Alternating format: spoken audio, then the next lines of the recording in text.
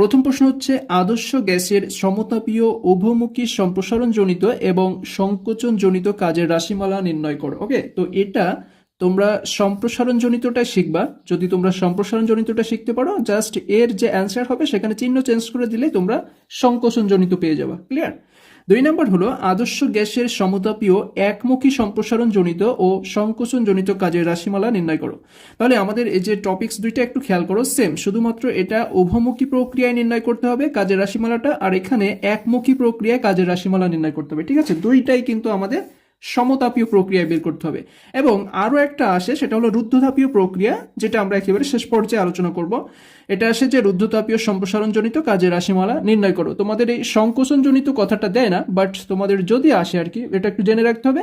সাধারণত সম্প্রসারণজনিত যে রাশিমালা আমরা পাবো সেখানে এই সমাধানের অর্থাৎ যে রাশিটা পাবো তার চিহ্ন চেঞ্জ করে দিলে আমরা সংকোচনজনিত রাশিমালা পেয়ে যাব। ওকে, কারণ সম্প্রসারণে যে কাজ হয়, সংকোচনে সেই কাজটা কি হয়, তার বিপরীত চিহ্ন হয়, অর্থাৎ তার বিপরীত হয়। ওকে, আরেকটা প্রশ্ন ম্যাক্সিমাম ক্ষেত্রে দেখা যায়, W reversible greater than W irreversible, অথবা ডব্লিউ পড়া গ্রেটার দেন ডব্লিউ অপড়া। এর অর্থ রিভার্সিবল মানে উভমুখী বিক্রিয়া, আর ইরিভার্সিবল অর্থ একমুখী বিক্রিয়া। অর্থাৎ উভমুখী প্রক্রিয়ায় সম্পাদিত কাজ একমুখী প্রক্রিয়ায় সম্পাদিত কাজ অপেক্ষা বৃহত্তর।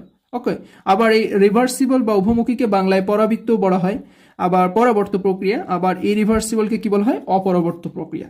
তো এই চারটা টপিকস আমাদের একই, অর্থাৎ আমরা যদি এই প্রথম টপিকসটা শিখতে পারি বাকিগুলো কিন্তু অনায়াসে পারা যাবে। তো এইগুলো প্রশ্নগুলো সাধারণত আসে ভৌত রসায়ন 1 অর্থাৎ অনার্স প্রথম বর্ষ রসায়ন বিভাগের ভৌত রসায়ন 1, দ্বিতীয় বর্ষের ভৌত রসায়ন 2 এবং নন মেজর পদার্থবিজ্ঞান 1, পদার্থবিজ্ঞান 2, এছাড়া নন মেজর রসায়ন, এই সবগুলো বিভাগ বা সাবজেক্টে কিন্তু এই চারটা প্রশ্ন সচরাচর দেখা যায়।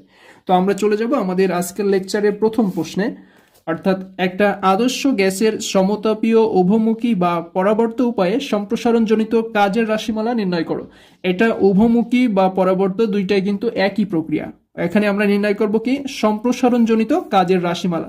তো এটা খেয়াল করবা, আমরা কিন্তু সমতাপীয় প্রক্রিয়া দিয়ে করতে হবে, নট রুদ্ধতাপীয়। ঠিক আছে, সমতাপীয় কার, আদর্শ গ্যাসের।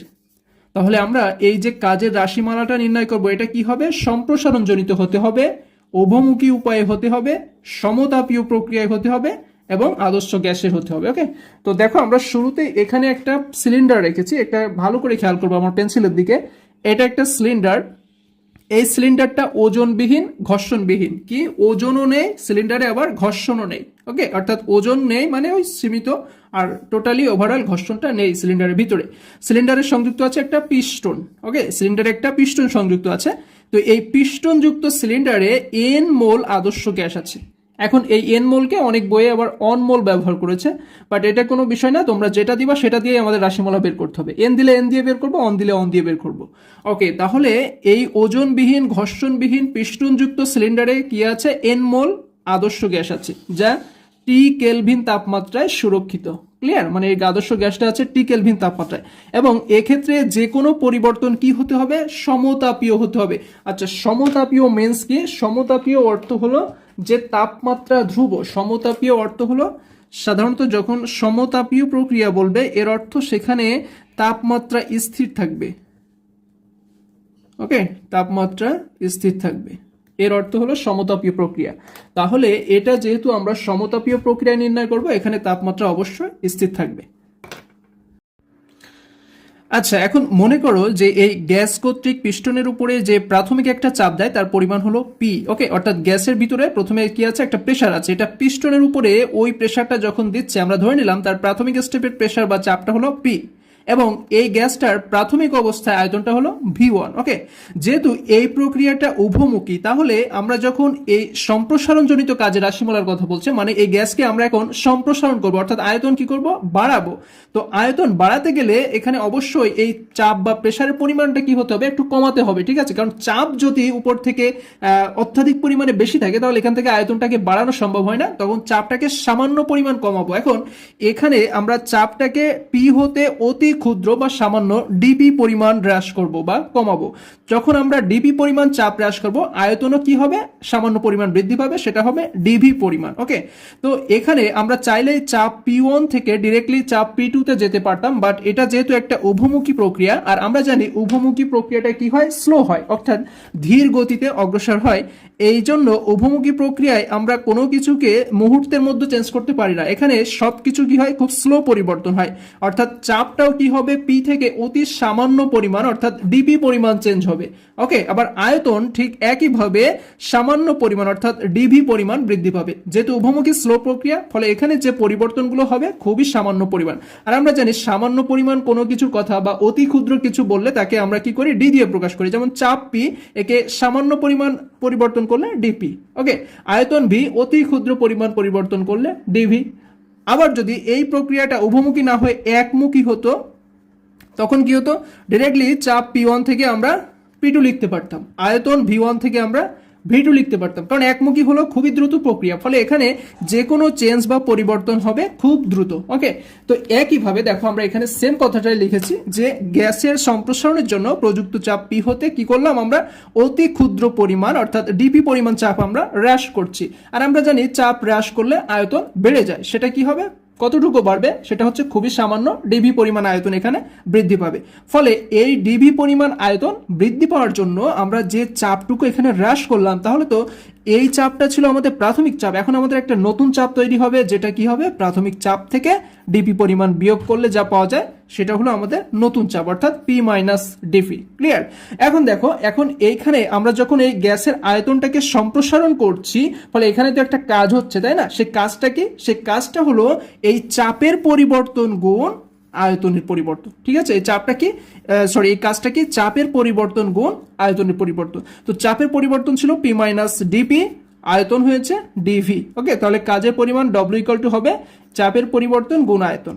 এখন এই ডিভির সাথে পি মাইনাস ডিপি এটা গুণ করে দাও, পি এর সাথে ডিভি গুণ করে হয় পি ডিভি, আর ডিপি এর সাথে ডিভি গুণ করে হয় ডিপি ডিভি। এখানে একটা প্লাস আছে, এটাকে তোমরা মাইনাস লিখে দিও। ওকে, এখন দেখো এই ডিপি আমরা শুরুতেই বলেছি কি, সামান্য পরিমাণ চাপের পরিবর্তন হলে আমরা তাকে টিপি দিয়ে প্রকাশ করি, সামান্য আয়তনের পরিবর্তন হলে আমরা তাকে ডিভি দিয়ে প্রকাশ করি। তাহলে এই ডিপি এবং ডিভি স্পষ্টতে বোঝা যাচ্ছে এখানে একটা ক্ষুদ্র রাশি, আবার এদের গুণফল আরো ক্ষুদ্র হবে। তো আমরা জানি যে কোনো ক্ষুদ্র রাশিকে আমরা খুব সহজে নেগলেক্ট বা অবহেলিত বা অগ্রাহ্য করতে পারি, অর্থাৎ এই ডিপি ডিভিকে আমরা এখানে অ্যাভয়েড করে ডিরেক্টলি পিডিভি লিখে দিতে পারি। এটা কিন্তু আমাদের কেমিস্ট্রির একটা সিস্টেম, যে কোনো ক্ষুদ্র রাশিকে খুব সহজে উপেক্ষা করা যায়। ওকে, তো এটাই হচ্ছে আমাদের সম্প্রসারণজনিত কাজ, ডব্লিউ ইকুয়াল টু পিডিভি। এখন দেখো, যদি আমরা এখানে এই ডিপি পরিমাণ চাপ হ্রাস করতে থাকি, বারবার হ্রাস করতে থাকি, তাহলে আমরা বারবার এই পিডিভি পরিমাণ কাজ পাবো এখান থেকে। ওকে, অর্থাৎ তুমি যতবার এখান থেকে ডিপি পরিমাণ চাপ কমিয়ে দিবা, ততবারই তুমি পিডিবি পরিমাণ কাজ পেয়ে যাবা। আর এই প্রক্রিয়াটা তুমি যতবার পরিচালনা করবা, ততবারই একই পরিমাণ কাজ পাওয়া যাবে। এখন আমরা তো বারবার লেখা সম্ভব না, আমরা এখানে লিখতে পারতাম W1, W2, W3। এখন আমরা বারবার এগুলো না লিখে আমরা ডিরেক্টলি কি করব, আমরা ইন্টিগ্রেশন করে দিব। সাধারণত গণিতের একটা সিস্টেম আছে, যখন একাধিক রাশিগুলোকে যোগ করা হয়, তো সেই যোগটাকে আমরা ইন্টিগ্রেশন আকারে প্রকাশ করে লিখতে পারি। এটাকে গণিতের ভাষায় সমাকলনের মাধ্যমে এই যোগটা সম্পন্ন করা হয়। তাহলে দেখো, এই গ্যাস কর্তৃক কৃত কাজ আমাদের হয়েছে কি, ডব্লিউ ইকুয়াল টু পিডিভি। এই রাশিটাকে আমরা, এই যে বিভিন্ন রাশি এখানে পাওয়া যাবে, W1, W2, W3 বারবার পাওয়া যাবে, এজন্য আমরা অনেকগুলো না লিখে এই দুইটাকে ডিরেক্টলি ইন্টিগ্রেশনের আওতায় নিয়ে আসবো। তো ইন্টিগ্রেশনের আওতায় কিভাবে নিয়ে আসবো, আমরা ধরে নিলাম যে গ্যাস কর্তৃক কৃত কাজের পরিমাণ V1 আয়তন থেকে V2 তে পৌঁছানোর সময় যতগুলো ধারাবাহিক ধাপ পার করতে হয়, সবগুলো ধাপের কাজের যোগফল, অর্থাৎ পিডিবি কাজ সময়ের যোগফল। সেজন্য আমরা এই পিডিবিকে ইন্টিগ্রেশনের আওতায় রেখেছি। ঠিক আছে, মানে আমরা বারবারই কাজের পরিমাণ ওখানে পিডিবি পেতাম, বাট আমরা একবার লিখে সেটাকে ইন্টিগ্রেশন আকারে লিখে দিয়েছি, মানে এখানে অনেকগুলো কাজের যোগফল প্রকাশ করছে। আর এটা কখন হয়, এটা প্রাথমিক আয়তন থেকে শেষ আয়তনে যাওয়ার সময় এই কাজের মানটা পাওয়া যায়। তাই আমরা এই ইন্টিগ্রেশনের লিমিট হিসেবে রেখেছি V1 আপ টু V2, অর্থাৎ V1 থেকে V2 তে। ক্লিয়ার? এখন দেখো, এখানে পি এর একটা সূত্র আছে। আমরা জানি আদর্শ গ্যাসের সমীকরণ হলো পিভি ইকুয়াল টু এনআরটি। আদর্শ গ্যাসের সমীকরণ পিভি ইকুয়াল টু এনআরটি। তাহলে এখান থেকে যদি আমরা পি কে রেখে ভি কে ডান পাশে পাঠাই, তাহলে কি হয়, এনআরটি বাই ভি। এই মানটাই কিন্তু আমরা এখানে পি এর পজিশনে বসিয়ে দিচ্ছি, এনআরটি বাই ভি। এখন এখানে যেহেতু এই এন এবং আর এবং এই টি তিনটা এখানে কনস্ট্যান্ট রাশি হিসেবে কাজ করছে, সেজন্য এই তিনটা রাশিকে আমরা ইন্টিগ্রেশনের বাম পাশে নিয়ে আসবো। ওকে, কারণ এই তিনটা রাশিকে ইন্টিগ্রেশন করা যায় না, সাধারণত কনস্ট্যান্ট রাশিগুলোকে ইন্টিগ্রেশন করা না যাওয়ায় তাদেরকে ইন্টিগ্রেশনের বাম পাশে রাখতে হয়, এবং যাকে ইন্টিগ্রেশন করা যাবে অর্থাৎ যারা ভ্যারিয়েবল রাশি তাদেরকে ইন্টিগ্রেশনের ডান পাশে রাখতে হবে। তো এখানে কিছু এনআরটিকে যখন আমরা বাম পাশে নিয়ে আসবো, এখানে থাকবে কি 1/v ডিভি। ঠিক আছে, 1/v ডিভি কে আমরা এভাবে লিখলাম। এখন দেখো আমরা ইন্টিগ্রেশনের সূত্র 1/x dx equal to ln x, 1/x dx K integration করলে হয় ln x, তাহলে 1/v ডিভি কে ইন্টিগ্রেশন করলে হবে ln v।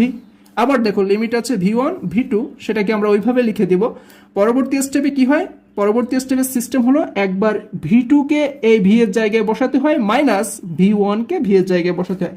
যেমন আমি তোমাদের ইন্টিগ্রেশনটা একটু বিস্তারিত আকারে দেখাই। এই যে integration t1 t2 1/v dv, দেখো এখানে সিস্টেমটা হলো কি যে ইন্টিগ্রেশন 1/x dx এর সূত্র ln x, তাহলে ln v হবে এখানে, সিম্পল বিষয়। লিমিট আছে t1 থেকে t2, t1 থেকে t2। এখন এই ইন্টিগ্রেশনের মানে একেবারে সমাধান স্টেপে গিয়ে কি করা হয়, এই মানটাকে চেঞ্জ করা হয়। ঠিক আছে, এইখানে যে জিনিসটা থাকে, যে রাশিটা থাকে তাকে চেঞ্জ করা হয়, অর্থাৎ তার জায়গায় একবার এই উপরের লিমিটটা বসে মাইনাস নিচের লিমিটটা বসে, তাহলে কি হবে ln t2 minus ln t1। Clear? আবার একইভাবে দেখো আমরা জানি সাধারণত ln এর ক্ষেত্রে দুইটা রাশিকে বিয়োগ আকারে যখন লেখা হয় তাকে ভাগ আকারেও প্রকাশ করা যায়, যেমন ln a minus ln b K ln a ভাগ b আকারে লেখা যায়। একইভাবে যদি যোগ আকারে কোনো কিছু থাকে তাকে কিন্তু গুণ আকারে লেখা যায়, যেমন ln a plus ln b K ln a into b আকারে লেখা যায়। তো এটাই আমরা এখন লিখব যে ln t2 বাই t1। ওকে, অর্থাৎ বিয়োগটাকে আমরা জাস্ট ভাগ আকারে লিখলাম। তো এটাই কিন্তু আমাদের এখানে বসানো হয়েছে যে nRT ln v2 minus v1। পরবর্তী লাইনে কি করা হয়েছে দেখো, এনআরটি কে ওভাবে রাখা হয়েছে ln v2 minus ln v1 কে লেখা হয়েছে ln v2 বাই v1 দিয়ে, যেটা আমি তোমাদের একটু আগেই বললাম যে ভাগ আকারে লেখা যায় যদি মাইনাস থাকে ln এর ক্ষেত্রে। তো এটাই কিন্তু n মোল আদর্শ গ্যাসের সমীকরণ nRT ln v2 by v1। Okay, আর এই যে W রিভার্সিবলটা আমি কেন দিয়েছিলাম, কারণ এটা আমরা উভমুখী প্রক্রিয়ার ক্ষেত্রে হিসাব করছি, উভমুখী প্রক্রিয়ার ক্ষেত্রে। এই জন্য আমরা এই W এর নিচে একটু ছোট করে মানে সাবস্ক্রিপ্ট হিসেবে আমরা রিভার্সিবলটা লিখে নিব। এই রিভার্সিবল অর্থ হলো উভমুখী। আবার যখন আমরা একমুখীর ক্ষেত্রে হিসাব করব তখন এই সাবস্ক্রিপ্ট হিসেবে ইরিভার্সিবল লিখবো, যার অর্থ হলো একমুখী। ক্লিয়ার? এই জন্য W এখানে আমরা রিভার্সিবল লিখে নিয়েছি যাতে আমরা বুঝতে পারি এটা উভমুখী প্রক্রিয়ায় সম্পাদিত কাজ। তো এটাই হচ্ছে আমাদের n মোল আদর্শ গ্যাসের জন্য উভমুখী উপায়ে সম্প্রসারণজনিত কাজের রাশিমালা। বাট এখানে একটা বিষয় খেয়াল করো, এখানে দুইটা জায়গায় আয়তনের অনুপাত আছে, তাই বলা হয় এটা হলো আয়তনের সাপেক্ষে। এখন চাপের সাপেক্ষেও তো আমাদের একটা প্রয়োজন, কারণ আমাদের এখানে শুরুতে আমরা আয়তনও পরিবর্তন করেছি, চাপও পরিবর্তন করেছি। তাহলে আয়তনের সাপেক্ষে যদি একটা রাশি পাওয়া যায়, চাপের সাপেক্ষেও অবশ্যই একটা পাওয়া যাবে। তো সেই চাপের সাপেক্ষে আমরা কিভাবে নির্ণয় করব, আমরা বয়েলের সূত্রে পড়েছিলাম P1 V1 equal to P2 V2, এটা কিন্তু বয়েলের সূত্র ছিল। তো এই বয়েলের সূত্রটা আমরা এখানে ব্যবহার করব। তাহলে আমরা যদি এই দুইটাকে অনুপাত করি, অর্থাৎ রাশিটা এরকম P1 V1 equal to P2 V2, তো আমাদের আয়তনের সাপেক্ষে মানটা ছিল v2 বাই v1। এই মানটা আমরা এখন বের করবো যে v2 by v1 equal to কি লেখা যায়। দেখো আমরা এই বাম পাশের রাশিটাকে ডান পাশে নিয়ে আসছি, p2 v2 equal to p1 v1। এখান থেকে আমরা v2 কে রেখে p2 কে ডান পাশে পাঠাবো, তাহলে p2 কি হয়ে যাবে, ডান পাশে গিয়ে ভাগ হয়ে যাবে। ঠিক একইভাবে এই v1 বাম পাশে এসে ভাগ হয়ে যাবে, অর্থাৎ v2 by v1 equal to হয় p1 বাই p2। এইটাকেই আমরা v2 বাই v1 এর জায়গায় লিখে দিলে পেয়ে যাব চাপের সাপেক্ষে n মোল আদর্শ গ্যাসের উভমুখী সম্প্রসারণজনিত কাজের রাশিমালা। ঠিক আছে, এটাই গেল আমাদের উভমুখী সম্প্রসারণজনিত কাজের রাশিমালা। বাট সংকোচনজনিত বললে কি করবা, সংকোচনজনিত বললে এই যে W রিভার্সিবলের যে মানটা আছে এটাকে জাস্ট মাইনাস করে দিবা, মাইনাস। দেখো আমি দেখাচ্ছি তোমাদেরকে, এই যে W রিভার্সিবল ইকুয়াল টু সংকোচনজনিত যখন বলবে তখন হয়ে যাবে minus nRT ln v2 by v1। Okay, তো এখন দেখো যখন এই মাইনাস থাকে আর তার পাশে এরকম দুইটা অনুপাত থাকে, তো সেক্ষেত্রে এই মাইনাসটাকে যদি তোমরা প্লাস করতে চাও অনুপাতটাকে জাস্ট উল্টে দিবা, অর্থাৎ v1 কে নিয়ে যাবা উপরে, v2 কে নিয়ে যাবা নিচে। এটাই হলো সংকোচনজনিত কাজের রাশিমালা। তাহলে সম্প্রসারণ থেকে জাস্ট এরকম চিহ্নটা চেঞ্জ করে দিলে সংকোচনজনিত কাজের রাশিমালা পাওয়া যায়। আচ্ছা, এখানে একটা বিষয় খেয়াল করো, সাধারণত অনেক বইয়ে এই W equal two plus P minus DP না দিয়ে এখানে একটা মাইনাস চিহ্ন আনতে পারে, বাট এটা কোনো বিষয় না। আমি এটা তোমাদের একটু বোঝায় বলি। সাধারণত যখন সিস্টেম কর্তৃক পরিবেশে কোনো কাজ সম্পাদিত হয় তখন ডব্লিউ এর মানটা হয় ঋণাত্মক। এই কারণে ঋণাত্মক হয় যে এই সিস্টেমের উপরে একটা চাপ কাজ করে। সিস্টেমের উপরে যখন চাপ কাজ করে, এই সিস্টেম পরিবেশের উপরে একটা কাজ করতে গেলে এই চাপের বিরুদ্ধে যে তাকে সেই কাজটা করতে হয়। এই কারণে সেক্ষেত্রে যে কাজের মান হয় সেটা হয় ঋণাত্মক। এবং সেটা কি, সাধারণত মনে করো যে এখানে আয়তনকে সম্প্রসারণ করা হচ্ছে। এটা একটা গ্যাস, এর আয়তন সম্প্রসারণ করা হচ্ছে কি থেকে, V1 থেকে ডিভি পরিমাণ সম্প্রসারণ করা হলো। ওকে, ঠিক একইভাবে এখানে চাপটা ছিল পি, তাহলে এখানে কাজের মান হবে W equal to minus P DV. Okay, কারণ এই গ্যাসকে যখন আয়তন সম্প্রসারণ করানো হচ্ছে তখন এই গ্যাস কি করবে, তার যে চাপ কাজ করে তার উপরে সেই চাপের বিরুদ্ধে গিয়ে এই আয়তনটা সম্প্রসারণ করে। এই জন্য বলা হয় গ্যাসের সম্প্রসারণের ক্ষেত্রে কৃত কাজ সবসময় ঋণাত্মক হয়। আবার একইভাবে যখন সংকোচনের কথা বলবে তখন কি হয়, সংকোচন মানে কি, সংকোচন মানে এই সিস্টেম কিন্তু আর কোনো কাজ করে না, বরং পরিবেশ থেকে উল্টো তার উপরে কাজ করে। মানে এই সিস্টেমের কোনো শক্তি ব্যয় করতে হয় না, পরিবেশ আরো উল্টো তাকে চাপ দিয়ে বা সংকোচন করে কাজটা করে। যেহেতু এই সিস্টেম সংকোচনের ক্ষেত্রে, গ্যাসের সংকোচনের ক্ষেত্রে সিস্টেমের কোনো কাজ করতে হয় না, তাই সেক্ষেত্রে ডব্লিউ এর মান প্লাস হয়, অর্থাৎ কাজ ধনাত্মক হয়। এই জন্য বলা হয় গ্যাসের সংকোচনের ক্ষেত্রে কৃত কাজ ধনাত্মক আর গ্যাসের সম্প্রসারণের ক্ষেত্রে কৃত কাজ ঋণাত্মক। তো যেহেতু এই যে প্রশ্নটা সম্প্রসারণজনিত প্রশ্ন, এই জন্য অনেকে কি করে বা অনেক বই কি করে, ডব্লিউ এর এখানে মাইনাস দেয়। ঠিক আছে, ডব্লিউ ইকুয়াল টু মাইনাস দেয়, আবার অনেক বইয়ে দেয়ও না। সাধারণত আমাদের বাংলা ভার্সনের যে বই গাইডগুলো আছে এগুলো খুব একটা মাইনাস ব্যবহার করে না, এই জন্য আমরাও এটা করিনি। এটা নিয়ে তোমাদের দুশ্চিন্তার কারণে তোমরা এখানে প্লাস মাইনাস চিহ্ন যে সবসময় ম্যান্ডেটরি এমনটা নয়, তোমরা প্লাস মাইনাস না লিখেও এই প্রতিপাদনটা দেখাতে পারো। ওকে, তো এখন আমরা চলে যাব আমাদের পরবর্তী প্রশ্নে।